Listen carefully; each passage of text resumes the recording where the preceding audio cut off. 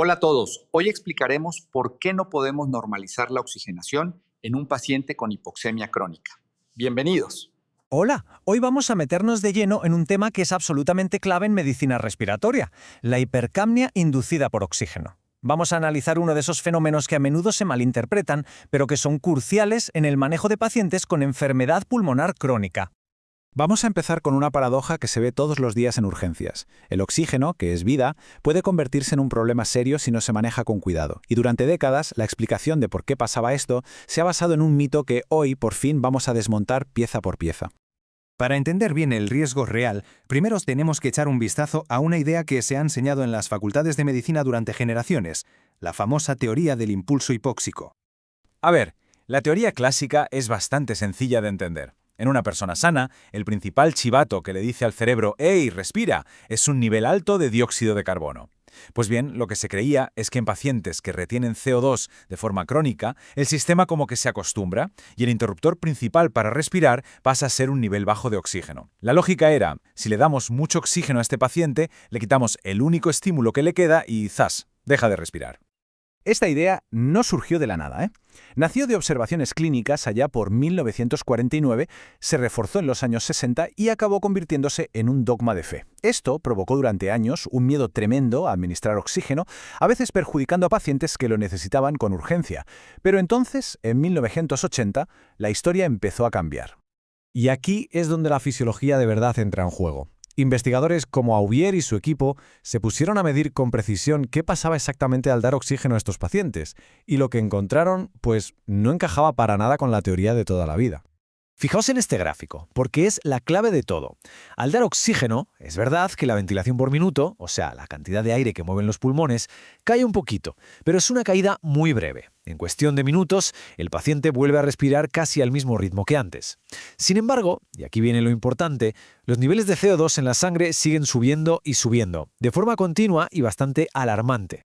El punto crucial es este. Si la respiración apenas ha cambiado, ¿de dónde demonios sale todo ese CO2? Esa pequeña y temporal caída en la ventilación no es, ni de lejos, suficiente para explicar la tremenda acumulación de CO2 que se observa. El verdadero culpable tiene que ser otro. Pasemos entonces a resolver el misterio.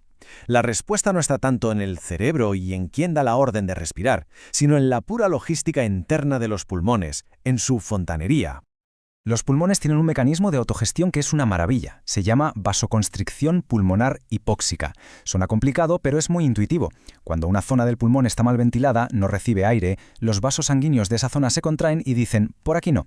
Desvían la sangre hacia las zonas que sí funcionan bien. Es una forma de no malgastar recursos y asegurarse de que la sangre solo va a donde hay oxígeno para recoger.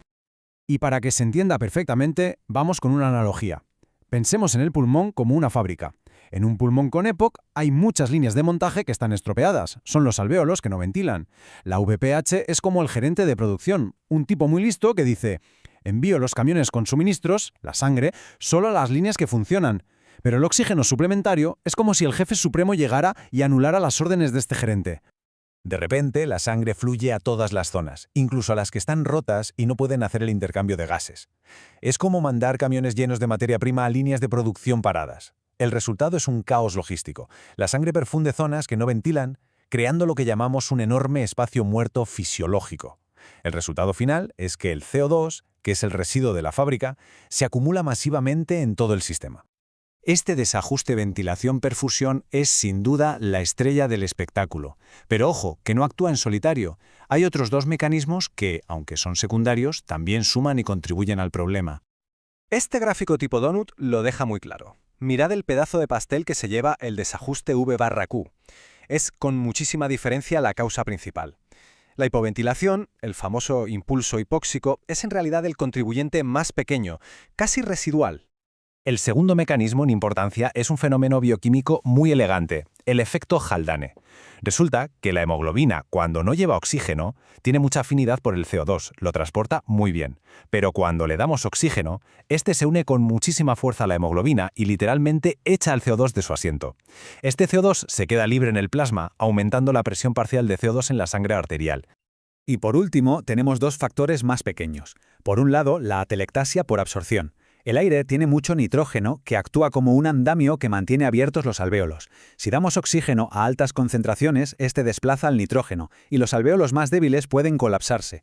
Y por otro, algo tan simple como las propiedades físicas del oxígeno. Es un gas más denso y eso puede aumentar un poquito la resistencia al flujo en las vías respiratorias. Muy bien. Ya hemos desmontado el mito, hemos entendido la fisiología real. Y ahora, lo verdaderamente importante. ¿Cómo llevamos todo esto a la práctica clínica para tratar a los pacientes de forma segura y eficaz? Si hay que quedarse con una sola cosa de toda esta explicación, que sea este rango de números, 88 a 92%.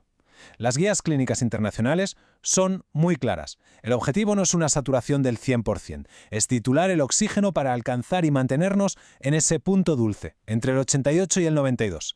Ahí es donde corregimos la falta de oxígeno peligrosa sin provocar todos los problemas que acabamos de describir. Y para lograrlo hay que seguir unos pasos muy concretos. Primero, usar sistemas que nos den un control preciso del oxígeno, como las mascarillas tipo Venturi.